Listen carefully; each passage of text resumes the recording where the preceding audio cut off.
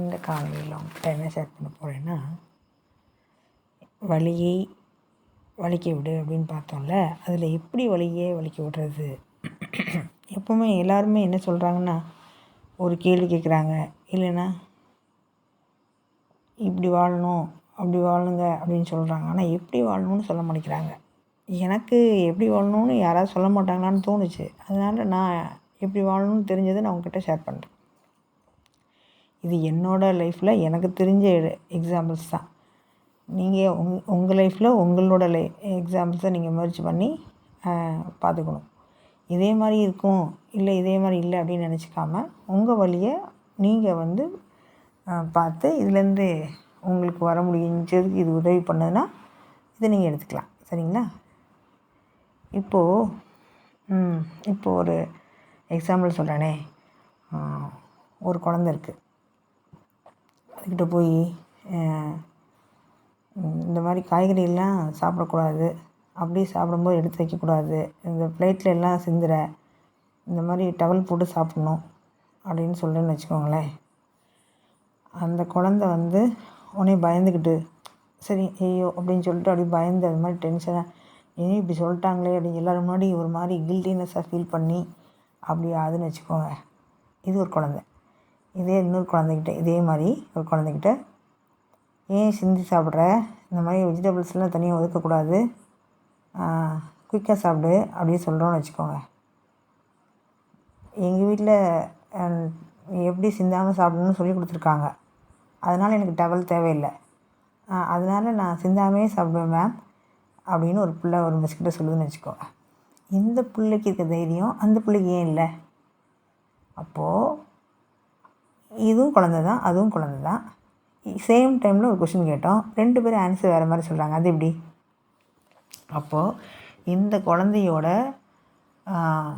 அந்த ஸ்கில் அறிவு இருக்குது பார்த்திங்களா, அந்த அறிவும் அந்த புத்தியும் அதிகமாக ஷார்ப்பாக இருக்குது, தெளிவாக இருக்குது.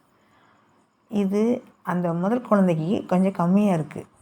அதனால் அதாவது என்ன சொல்லுவோம்னா, அந்த ஒரு பழம் ஒரு ஓடு மெல்லுசானது, ஓடு தடிமனானதும்பாங்கள்ல, அதே மாதிரி இந்த லெவல் அந்த பொண்ணுக்கு மெல்லுதாக இருக்குது, இந்த இதுக்கு தடிமனாக இருக்குது அப்படி வச்சுக்கோங்க. இதை தடிமனான பொண்ணு ஸ்ட்ராங் பண்ணுது எப்படி அப்படின்னு பார்க்குறது தான் இந்த வழியை எப்படி வழி எடுக்கிறது. இதுதான் உங்களுக்கு கான்செப்ட் புரிஞ்சிருக்குன்னு நினைக்கிறேன். அப்போது நீங்கள் முதல்ல அது குழந்தையா இது எக்ஸாம்பிள் சொன்னேன் இல்லையா, இவ பெருசானா முதல்ல நமக்கு நம்ம போதும் அப்படின்னு முதல்ல நம்பணும். நம்ம ஒரு கில்ட்டினஸ் இல்லாமல் இருக்கணும். நம்ம இந்த சொசைட்டியில் வாழ்கிறதுக்கு தகுதியானவங்க, உரிமையானவங்க நம்பணும். நம்ம யாருக்கும் குறைஞ்சவங்க இல்லை. ஒரு குற்ற உணர்ச்சியில் சிக்காமல், மற்றவங்களோட நம்மளை கம்பேர் பண்ணாமல், நாம் ஹைட்டாக இல்லை, நாம் 0 சைஸ் இல்லை, நம்ம ஒரே பயங்கரமாக குண்டாக இருக்கோம், இங்கே பாருங்கள் இவங்கள அழகாக ட்ரெஸ் பண்ண முடியுது, நம்மளால் முடியல. இதே மாதிரி ஆண்கள்லாம் எனக்கு தெரிஞ்சு ஒரு விஷயம் என்னென்னு கேட்டிங்கன்னா, இப்போ காலேஜ் பசங்கள்லாம் தலை வார முடியலன்னு வச்சுக்கோங்க. அவன் ஒரு ஸ்டைலில் சீவிருப்பான் இல்லையா, அந்த தலை அன்றைக்கி அவன் ஸ்டைலில் வரலன்னு வச்சுக்கோங்க, காலேஜுக்கு லீவ் போட்டுற பசங்களாம் கேள்விப்பட்டிருக்கேன். அப்போது இந்த அளவுக்கு அவன் மேலே அந்த அந்த முடி சரியே இல்லைன்னா நம்மளை வெளியில் எப்படி நினைப்பாங்க, அப்படி அளவுக்கு இந்த பசங்க இருக்காங்க. அதே மாதிரி 4 பேரோட போகும்போது நம்மளை ஒரு பசங்க பார்க்கலன்னா பெண்கள் ஐயோ அப்போ நம்ம ஒர்த்தே இல்லையா அப்படின்னு டென்ஷன் ஆகிறாங்க. அதே மாதிரி ஒரு 2 பாய் ஃப்ரெண்ட் வச்சுக்கிட்டா கெத்து அப்படின்னு நினைக்கிறாங்க. ஒரு பாய் ஃப்ரெண்டு கூட இல்லாத ஒரு கேர்ள் அப்போ நம்ம சரியில்லையோ அப்படின்னு ஃபீல் பண்ணுறாங்க. இது டீனேஜ்லேருந்து நடக்குது இந்த மாதிரி. அப்போ நம்ம இதிலேருந்து எப்படி வரணும்னா, அது சொசைட்டிக்கு தப்பு, முதல்ல அவங்க பண்ணுறதே தப்பு, இதில் ஏன் நான் இந்த மாதிரி இல்லைன்னு கேள்வி வைக்கிறாங்க அப்படின்னு சொல்லிட்டு மனசு அழகாக சொல்லிச்சுன்னு வச்சுக்கோங்களேன். நீங்கள் அந்த மெல்லிசான கோடா இல்லை, அந்த தடிமனான ஒரு ஓடு மாதிரி இருக்கீங்க.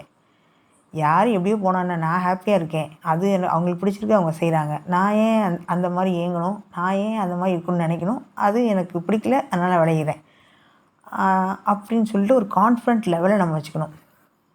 இதே மாதிரி அவங்க அப்பாலாம் சம்பாரித்து வச்சுருக்காங்க, அந்த ஹஸ்பண்ட்லாம் ஒய்ஃபை ஆஃபீஸ்லேருந்து கூப்பிட்டு போகிறாங்க, தாங்குறாங்க, எது கேட்டாலும் வாங்கி தராங்க. இப்படின்னு ஒரு நம்ம மனசுக்குள்ளே போட்டு அதை வெளியே காட்டவும் மாட்டோம். அதை வேறு மாதிரி கத்துவோம், கோவப்படுவோம், டென்ஷன் ஆகும். என்னது இப்படி சமைச்சிருக்கேன்னு சொல்லி சமையல் காட்டுறது, குழந்தைய ஏன் கவனிக்கலைங்கிறது, வீட்டு வேலையை ஒழுங்காக செய்யலைங்கிறது. இந்த மாதிரி கோவத்தை திசை திருப்பி என்ன கேட்கணுமோ, சண்டைக்கு என்ன காரணமோ அதை சொல்லாமல் அதை மனசுக்குள்ளே வச்சுக்கிறது.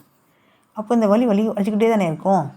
அப்போ நீங்கள் ஸ்ட்ரைட்டாக உட்காந்து இந்த பிரச்சனைனால எனக்கு இதுன்னு ஏன் நம்ம சொல்ல மாட்டேங்கிறோன்னா, அவங்க கேட்க மாட்டாங்க அப்படின்னு நம்மளே முடிவு பண்ணிக்கிறோம்.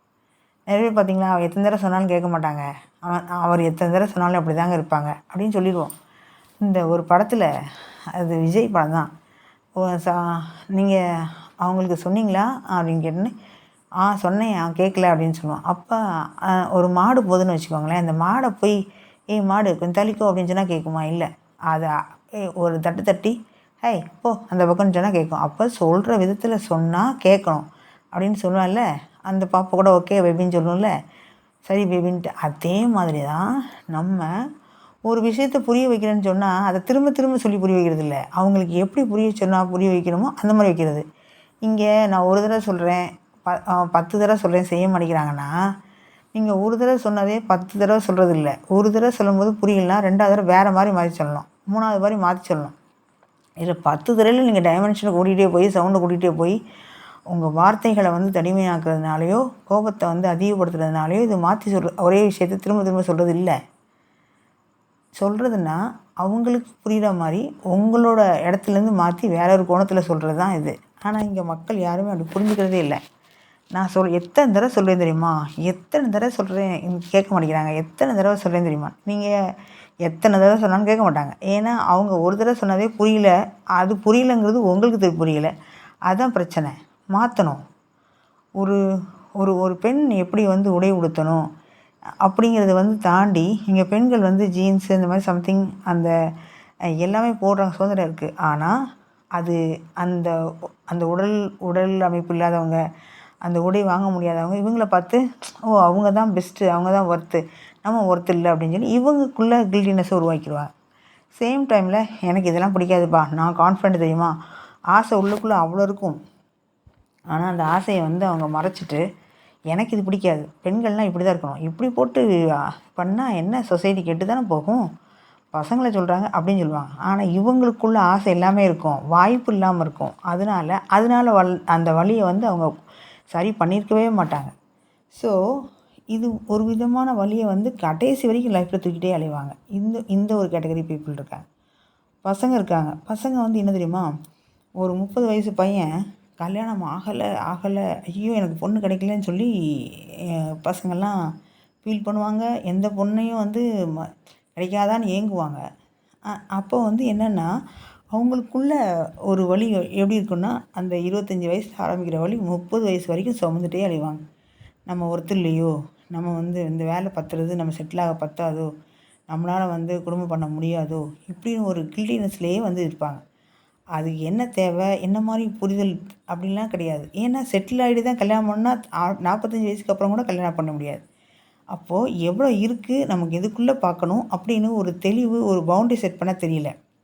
இதனால இங்கே வருத்தப்படுறாங்க. அதுவும் இல்லாமல் என்னென்னா, நம்ம இப்படி இருக்கிறதுக்கு நமக்கு எந்த பொண்ணு கிடைக்கும், அப்போ நம்ம எந்த பொண்ணாவது கல்யாணம் பண்ணிக்கலாம் அப்படிங்கிற லெவலுக்கு இவங்களே. ஆனால் வெளியில் யாரும் அப்படி நினைக்க மாட்டாங்க.